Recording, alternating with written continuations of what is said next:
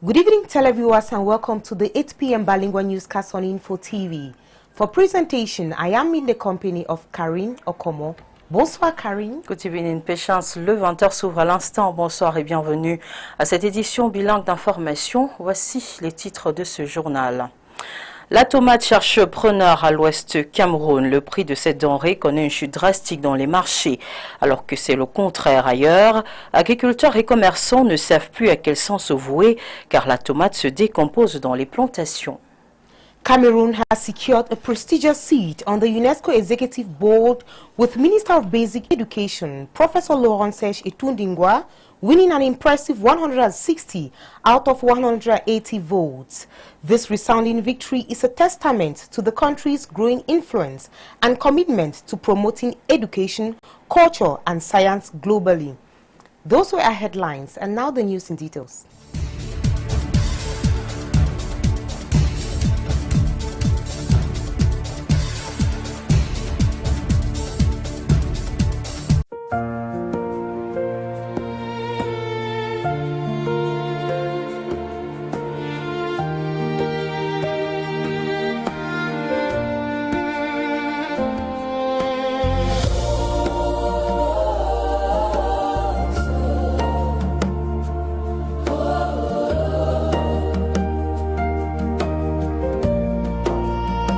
Seigneur tout-puissant, écoute nos voix. Et tout d'abord, ce drame en ouverture de journal, une maison d'habitation a été réduite en cendres par un incendie qui s'est déclaré à Dibot, c'est dans le département du Haut-Nyang, à l'est du pays. Pas de pertes en vies humaines, mais d'importants dégâts matériels enregistrés. Guy Bertrand Tali nous raconte. Nous sommes dans l'arrondissement de Somalomo, département du Haut-Nyang, région de l'Est. Dans ce petit village de Ndibot, voici ce qui reste d'une maison de 4 pièces occupée par une famille de 3 personnes, dont le couple et leur fille. Des cendres, des morceaux d'ustensiles de cuisine, une carcasse de moto et de fèves de cacao calcinées. Tout a été consumé par un incendie d'une rare violence. La maison, construite en matériaux provisoires avec une toiture en natte de raffia, subit la violence du feu qui serait parti d'un foyer mal contrôlé, enflammant les murs en planches aux encablures de 23h ce 3 novembre. Ils dormaient déjà, ils entendent seulement comment le feu brûlait déjà la natte. Voulant donc sauver la moto, lui-même il s'est brûlé au dos jusqu'à la tête. Il n'y avait pas moyen de verser de l'eau pour bien soutirer les choses qui étaient dedans. Les occupants n'ont eu le temps que de se sauver. Cet incendie rappelle à suffisance l'importance de rester prudent en utilisant le bois de chauffage dans les cuisines rurales, à défaut de bâtir des habitations en matériaux définitifs. De ne pas coller le feu, peut-être à côté du mur, peut-être aussi après avoir fini de préparer, tu peux retirer le bois du feu pour que ça s'éteigne plus vite. Pour nous les femmes, quand tu as fini de faire la cuisine, à préparer le soir, tu peux même soutirer le bois que tu as préparé avec et prendre de l'eau, verser sur ça pour que le feu s'éteigne. Bien que l'incident n'ait pas fait de pertes en vie humaine, les dégâts matériels sont néanmoins importants. La prudence s'impose pour éviter de tels incidents. Et ce drame d'un tout autre genre à l'ouest du pays où la tomate cherche preneur dans les différents marchés. Le prix de cette denrée a drastiquement chuté dans cette partie du pays alors que c'est le contraire ailleurs. Agriculteurs et commerçants sont aux abois. Emmanuel Kouam. À l'instar des autres secteurs d'activité, transport, commerce et autres, la vente de la tomate dans les marchés de la région de l'Ouest connaît un ralentissement. En 6 jours, les conséquences sont déjà visibles. Actuellement, notre activité de vente de tomates, nous pouvons dire que nous ressentons tout ce que tous les citoyens ressentent, parce que actuellement rien ne marche, rien ne fonctionne. Nous-mêmes nous sommes sortis parce que nous sommes dans les vivres frais et nous venons seulement protéger pour vous constater ce qui pourrit, on met de côté et ce qui ne pourrit pas, on met de côté pour que ça ne puisse pas mélanger, ça se gâte. C'est pour ça que nous sommes même dehors. C'est qu'actuellement nous ne sommes même pas dehors parce que rien ne marche. Une chute des prix qui s'explique par l'incapacité des agriculteurs et commerçants à acheminer et à écouler cette denrée hautement périssable. La frontière était ouverte, il y avait sorti et entrée. Actuellement, tout est bloqué sur place. Moi, je suis un vendeur de vivres qui ne doit pas se plaindre. Moi, je vends la tomate. Les vendeurs de fruits, ça sort. Ça ne sort pas. Tout est emmagasiné sur place. Donc, on ne peut même pas expliquer ça. C'est au champ emmagasiné. Aucun chauffeur n'accepte. Parce que tu entends quelqu'un dire qu'on a brûlé une voiture. Est-ce que quelqu'un va venir te charger? Impossible. Et la marchandise au champ pleure, ça ne peut pas sortir. Quand tu appelles n'importe qui, non, il faut que quelqu'un soit ma voiture en sécurité. Tu vas porter sur ta tête. Impossible. Et même là, comme tu nous vois là, non pleure. En attendant une reprise des activités, un paradoxe s'installe. Dans les zones de production, les prix s'effondrent, tandis qu'ailleurs, ils flambent, atteignant entre 13 000 francs et 15 000 francs le cajou. Une distorsion qui affecte lourdement le tissu économique local et national. Et dans un autre registre, une conférence sur l'intelligence artificielle pour l'enseignement supérieur vient de se tenir à Libreville au Gabon à l'initiative de l'UNESCO. Armand Claude Abonda, le titulaire de la chaire UNESCO Afrique centrale accès TIC, a fait une présentation devant les délégations des États membres de la CEAC. On en parle avec Nadège Fouidio. Fin ce 6 novembre 2025 à Libreville au Gabon, de la conférence sur l'intelligence artificielle dans l'enseignement supérieur organisée par la direction régionale de l'UNESCO pour l'Afrique centrale. En sa qualité de titulaire de la chaire UNESCO d'Afrique centrale accès TIC, Armand Claude Abanda fait une présentation sur l'intégration de l'intelligence artificielle et digitalisation dans l'enseignement en Afrique centrale. Face aux mutations rapides du numérique et de l'intelligence artificielle, il est question de mener une réflexion sur l'utilisation intelligente de l'IA pour rendre l'enseignement plus vivant. Nous avons pu donner aux différentes délégations des pays membres de la CEAC qui étaient présentes un certain nombre de techniques pouvant les amener à optimiser les méthodes pédagogiques pour aller plus loin avec l'intelligence artificielle. Sorti de la logique d'importation des modèles de l'IA majoritairement entraînés sur des données occidentales en faisant des campus un écosystème intelligent. Avant tout, nous devons partir du fait que l'Afrique doit sortir de l'importation des modèles. Donc il faut des intelligences artificielles africaines. Les applications doivent être réalisées dans un contexte africain. Donc il faut contextualiser nos applications IA et que ces applications puissent tenir compte de notre histoire, de notre civilisation, de notre culture. Une vision approuvée par les différents membres des délégations des 10 pays de la communauté économique des États de l'Afrique centrale présents à ces assises. Autre point évoqué par le titulaire de la chaire UNESCO lors de son exposé, la nécessité de créer une alliance sous-régionale pour une souveraineté technologique et mutualisation des coûts, mais également l'importance de la mise en service de l'IA au service des domaines clés, notamment l'agriculture, l'élevage, ainsi que tout ce qui concourt à la création des valeurs et des richesses pour la sous-région. Les jeunes informaticiens doivent donc créer des IA qui répondent à ces obligations de contextualisation. Armand Claude Abanda va également évoquer le volet formation de la chaire UNESCO d'Afrique centrale accès TIC à travers le programme Un étudiant, un projet, une entreprise orientée vers la création de start-up technologiques et la valorisation des projets de recherche, des initiatives appuyées par les autorités du Cameroun. Le président de la République a évoqué les valeurs que défendent la chaire UNESCO et l'IA Cameroun. Dans un premier temps, les jeunes et les femmes, ça correspond à la thématique de la chaire UNESCO. Au sortir de cet échange qui a également mis en exergue l'art de l'enseignement, pour Armand Claude Abanda, l'intelligence artificielle ne remplacera pas le professeur africain, mais elle peut amplifier sa voix, étendre son savoir et réveiller le génie collectif de la jeunesse. Évidemment, cela suppose que l'enseignant ne peut pas se faire remplacer par l'IA, mais l'enseignant doit utiliser l'IA pour aller plus loin, pour aller plus vite et pour aller plus vrai. La vraie révolution ne sera pas numérique, elle sera humaine, portée par une Afrique centrale consciente de sa puissance intellectuelle. Cameroon has secured a prestigious seat on the UNESCO Executive Board with the Minister of Basic Education, Professor Serge Etundingwa, securing 160 out of 180 votes. This resounding victory is a testament to the country's commitment in the promotion of education, science and culture. Mimi Tiobo reports.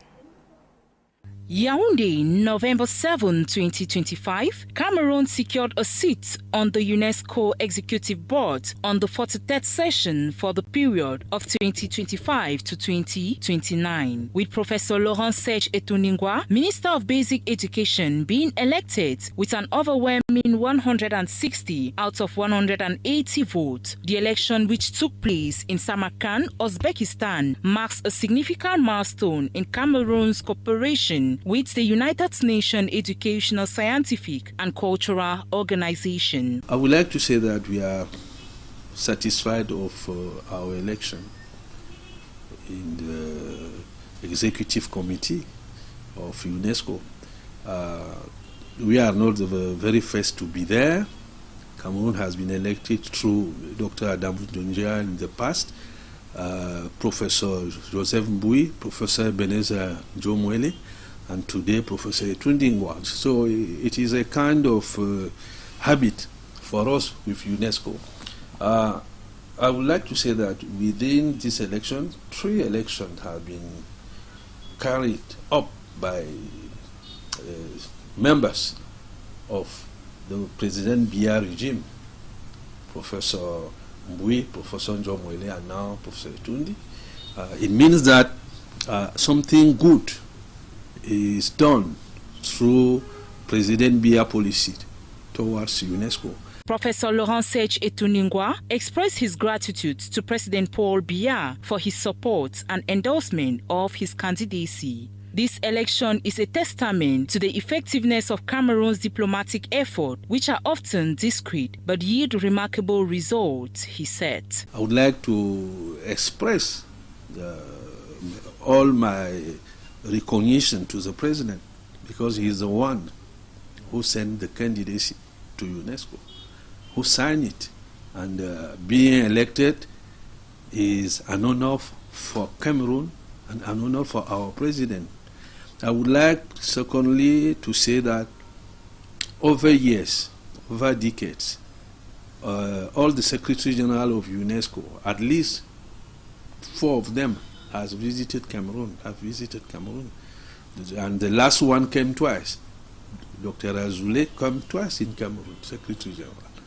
And she came even to celebrate alphabetization in Cameroon last year. Under President Paul Biya's leadership, Cameroon has enjoyed robust collaboration with UNESCO in education, culture and science. This latest achievement underscores the country's commitment to promoting these vital sectors on global stage. I would like to say that when you are in this board, you don't have a personal priority for your country. No. You have many priorities that are highlighted in the board, and everybody must try to evaluate in which position the country is. When you are in the board, you are not speaking for your country. You speak for the whole world. And you must know in which position your country is situated inside this whole world concerning the domain highlighted. The appointment is for a 4-year term, during which Cameroon will contribute to shaping UNESCO's agenda and policies. Many African writers continue to face significant challenges in gaining recognition and finding their place in the literary landscape globally. This was one of the challenges posed as they celebrated the African Writers' Day on November 7. Mimi Tiobo once again. November 7 marks the International Day for African Writers, a celebration of the continent's rich literary heritage and the immense contribution of African writers to the global cultural landscape. The day honors those who have shaped African narrative, challenged societal norms, and inspired generations through their works. Today, some of young men are involved to look at social media, not to buy a book and read it in their house. So I would like to call for government to make a promotion, to make all the effort in order to promote writers and all what they do, so that we can begin to concentrate and to work harder and harder in order to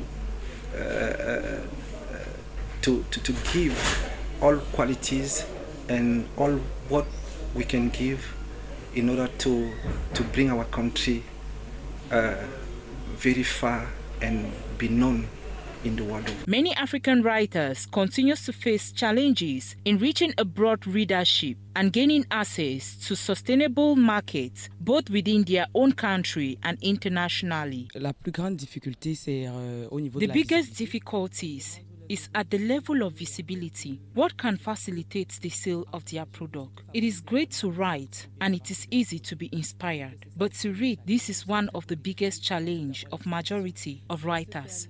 The International Day for African Writers celebrates the resilience, creativity, and influence of African authors. As we honor their achievement, it is equally important to recognize the obstacles they encounter and work to support and amplify their voices. By promoting African literature and creating more opportunities for writers, we can help nurture a vibrant and diverse cultural landscape. Et cap à présent sur Macaque dans l'Union Ekele où les militants de la section RDPC ont commémoré le 6 novembre dernier les 43 ans de l'accession de Paul Biya à la magistrature suprême. Une cérémonie couplée à sa prestation de serment il y a quelques jours à Yaoundé. Laurent Patrick Ambara.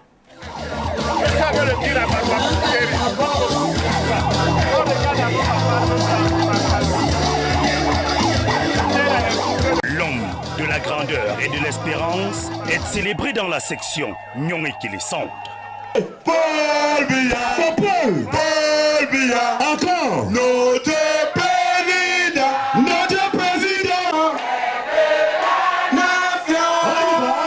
Paul Biya, encore c'est un champion des champions. Les 43 ans de l'accession de Paul Biya à la magistrature suprême sont commémorés par des militants, militantes et sympathisants du Rassemblement démocratique du peuple camerounais, venus en liesse à la place des fêtes de Macaque, avec à la manœuvre Agnès Anne-Véronique Mbeng, présidente de section, non moins conseillère régionale du centre. Il a posé des actes forts dans notre arrondissement. Le dernier en date, c'était le pont sur le fleuve Ndian, au lieu d'Imalobo, à hauteur de 9 milliards. On ne ramasse pas ce genre de projet comme ça. Le président, nous-mêmes, nous avons vu que le président le président nous tient à cœur. Et c'est pour cela qu'il fait des grandes choses sur nous.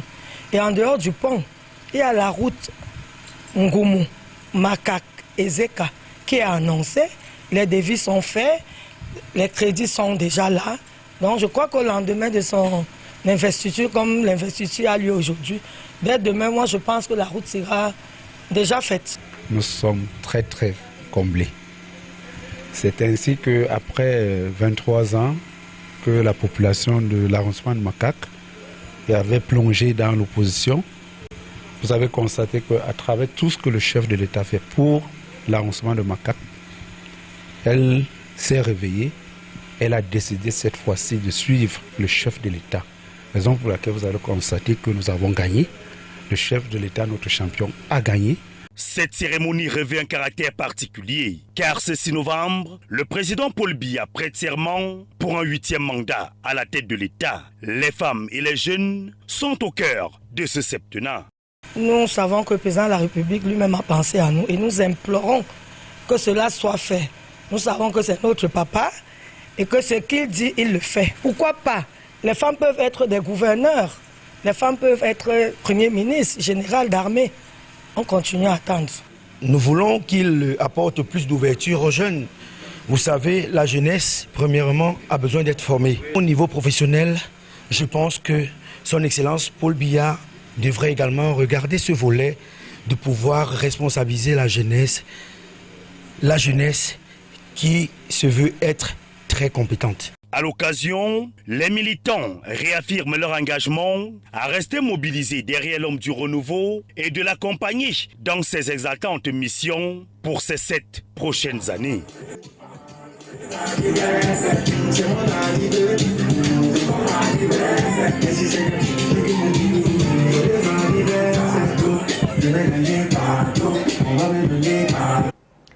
The Ngelebo community in Kadey Division, East Region of Cameroon, celebrated the 43rd anniversary of President Paul Biya's accession to power, an occasion which was vibrant and rich in color.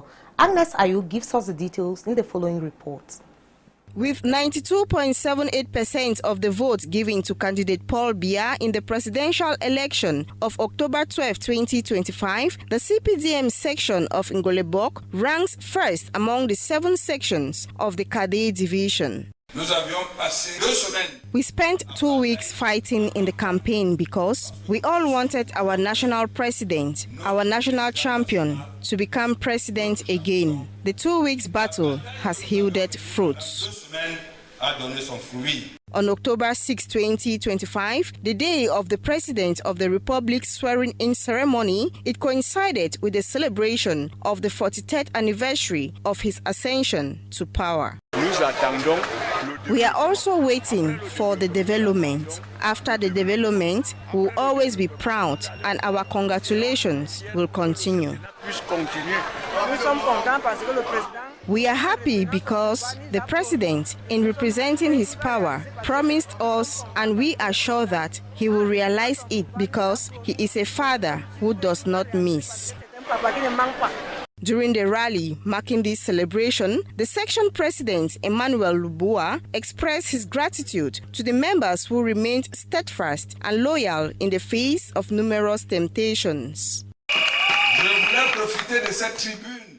I would like to take this opportunity to say thank you, dear comrades. Thank you from the bottom of my heart. If today he is going to raise his arm in front of the assembly to say I pledge allegiance to work for Cameroonians, it is because you in Ngelebok have accepted that it should be so.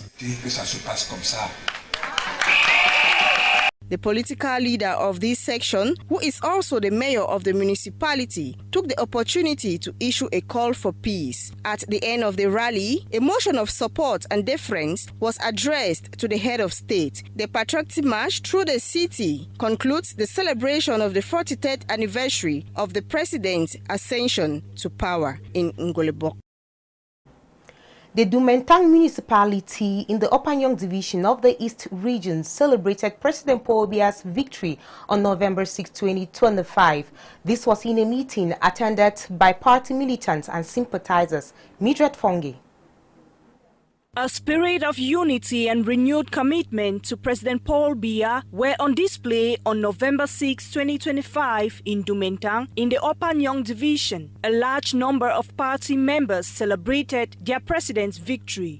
Not just anyone can be president, but who is capable of being. Doumaintang campaigned for Paul Biya because we know he is the right man for the task. We are overjoyed. We, the women, are very happy. President Paul Biya's swearing-in ceremony was broadcast live with particular attention paid to his speech. He pledged to prioritize youths. He made many good promises regarding competitions, the educational system, not leaving out equally entrepreneurship. Speaking to the assembly, the section president, who also stands as the mayor of Doumaintang, presented several developmental projects while holding that their municipality will continue to thrive. Within this strategy, young people were highlighted, women were highlighted, but above all, local authorities who are responsible for local development are not left behind. And we believe that all of Doumaintang will experience happy moments in the days ahead. CPDM militants were thanked for their loyalty to the ruling party and called to uphold the values of peace and unity by rejecting all calls for insurrection. The celebration concluded in a convivial, joyful and fraternal atmosphere.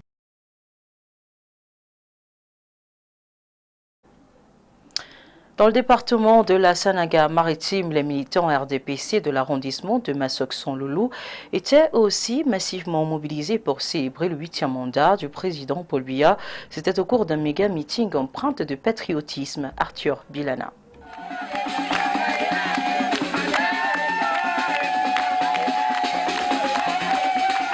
C'est dans une ambiance effervescente que les populations de l'arrondissement de Masok-Son-Loulou ont accueilli Samuel Donatien Nengue, président de la section RDPC de la Sanaga maritime Nord-Ouest, pour vivre la cérémonie de prestation de serment du président de la République Paul Biya. Militantes et militants se sont réunis dans la salle de fête de Masok-Son-Loulou pour suivre avec attention le discours du président Paul Biya. Cérémonie qui débute par l'exécution de l'hymne national, suivi du discours du président de la République, écouté avec attention. L'attente majeure étant celle de le voir prêter serment. Des moments marquants du discours du président Paul Biya permettent aux populations du département de la Sanaga maritime de faire table rase sur les divergences politiques pour une évolution commune dans ce département. Ici, la politique doit cesser de nous diviser. Nous avons besoin de construire le destin commun de cet arrondissement. Fier du travail accompli, préoccupé par les perspectives qui s'annoncent, c'est-à-dire les autres échéances qu'il faut commencer à préparer dès à présent, mais surtout encouragé et motivé par le discours pugnace du président de la République qui ouvre de réelles perspectives pour la jeunesse, pour les femmes et qui nous fait fonder des espoirs certainement meilleurs pour l'avenir du Cameroun. Jour de fête, jour de célébration dans le département de la Sanaga maritime. Les militants sont ravis d'avoir participé à la victoire du président Paul Biya. Nous attendions les mots du président de la République, désormais président définitif. Et ces mots ont été à la hauteur de nos attentes. Il a tracé et fixé le cap. Il nous a montré les voies vers lesquelles il va explorer. C'est dans la paix et la fraternité que les populations du département de la Sanaga maritime s'engagent dans ce septennat de grandeur et d'espérance.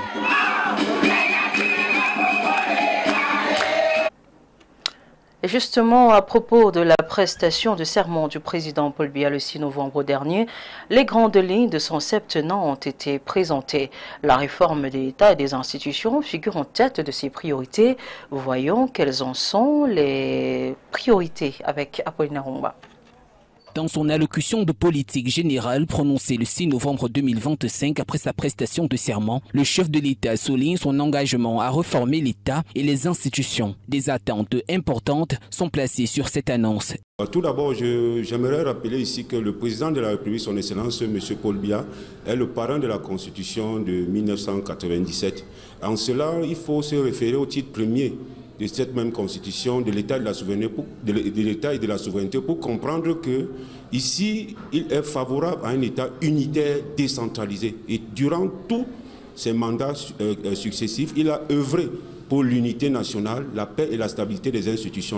Des actes forts qui doivent impulser une nouvelle dynamique. L'une des toutes premières priorités du chef d'État après qu'il ait prêté serment hier, c'est de pacifier le pays. Vous savez, après la proclamation des résultats par le Conseil constitutionnel, le pays s'est embrasé. Maintenant, il faut aussi se référer à l'article 55 de la même Constitution qui prévoit que le transfert des compétences appartiendra aux régions et aux communes. Et en cela, je pense qu'il est plus souhaitable de croire ici que c'est des décrets d'application forts de cet article où il y aura un véritable transfert de compétences pour les régions.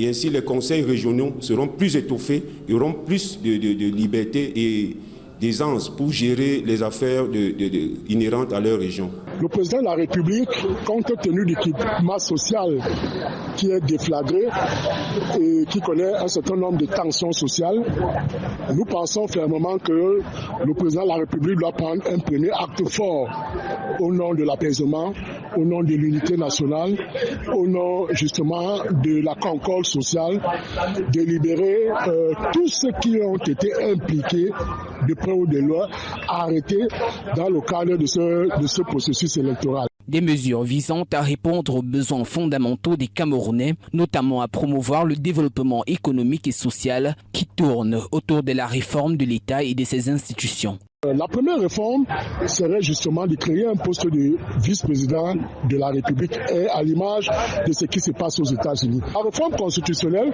sera déjà de réviser la Constitution et d'introduire un poste de vice-président.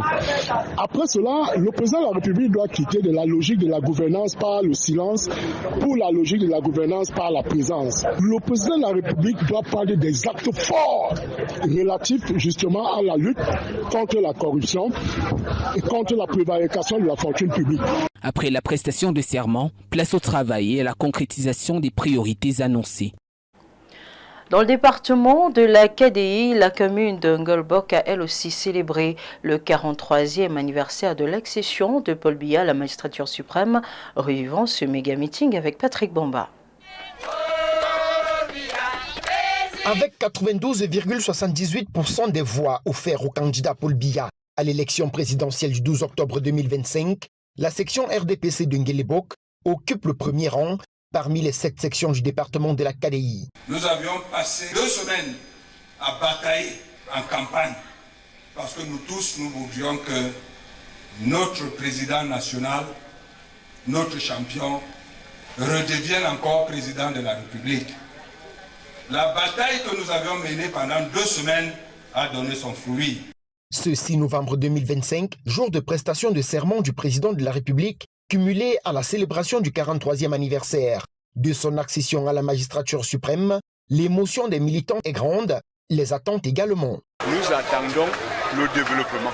Après le développement, nous serons toujours fiers pour que le septennat puisse continuer.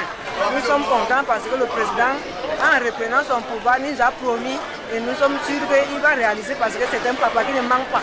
Au cours du meeting marquant cette célébration, le président de la section RDPC, Emmanuel Lumbois, ne manque pas d'exprimer sa gratitude aux militants qui sont restés fermes et loyaux face aux multiples tentations. Je voulais profiter de cette tribune pour vous dire, chers camarades, merci.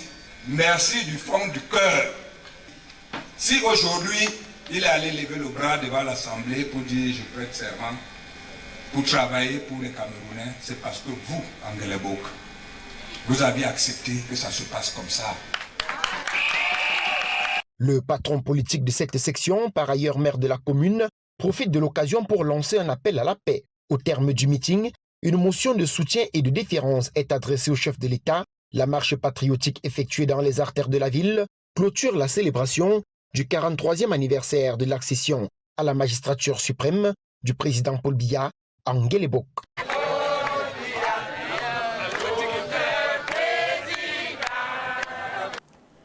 It was a festive atmosphere in Ndian as CPDM militants celebrated President Paul Biya's 43rd anniversary and oath-taking, while looking forward toward his 7-year mandate will bring for them. Jude Kenji tells us more.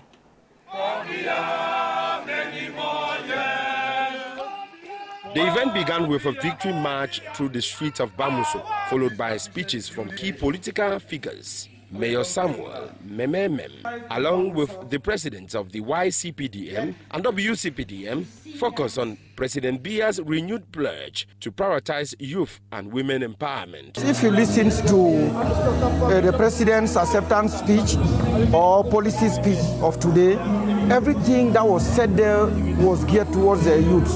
The youth benefit the most. If he talks of employment, it is the youth who will be employed.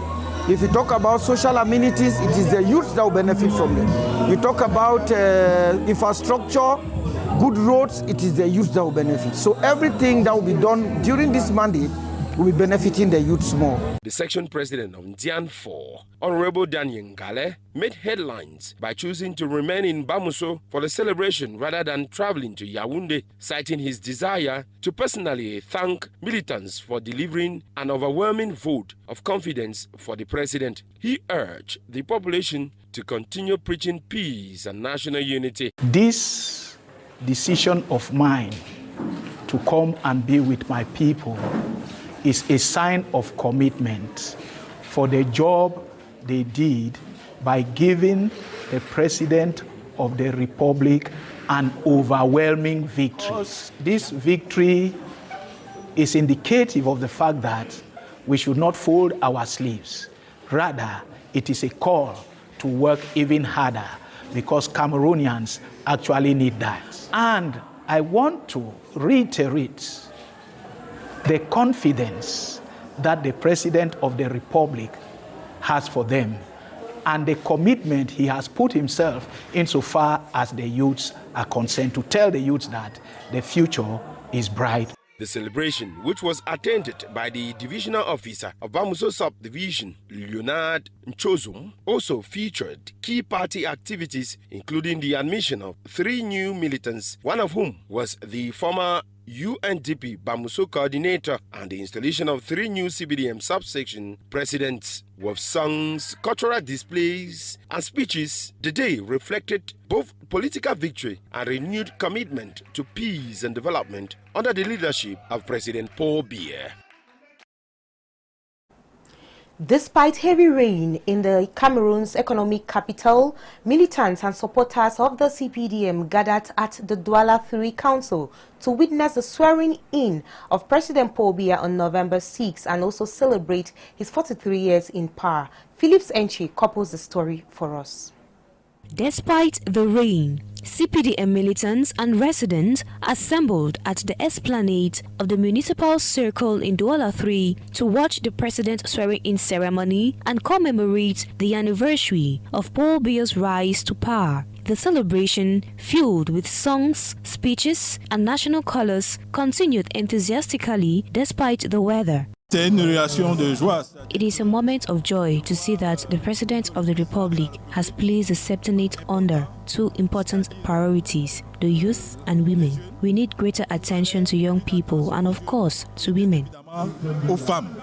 As the President of the Republic took the oath of office, a respectful silence fell over the crowd.